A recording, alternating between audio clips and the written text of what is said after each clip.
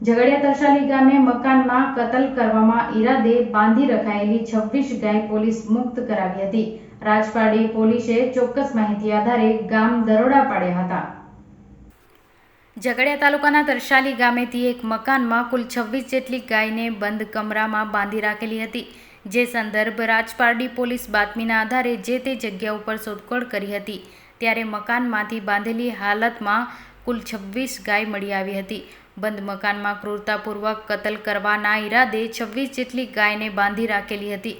Rajpardi police દ્વારા માહિતી આધારે પાડેલા દરોડા પૂરતો પોલીસ બંદોબસ્ત સાથે ગામ ખાતે પહોંચી હતી। માહિતી આધારિત મકાન બહાર પોલીસ પહેરો ગોઠવી મકાનમાં મેગા સર્ચ કર્યું હતું અને તમામ ગૌવંશને મુક્ત કરાવી ટેમ્પામાં લઈ પાંજરાપોળ ખાતે મોકલી આપી હતી। આ મામલે પોલીસે એક આરોપીની ધરપકડ કરી છે, તેમજ ગૌવંશ ક્યાંથી લાવ્યો તે અંગે વધુ પૂછપરછ શરૂ કરી હતી।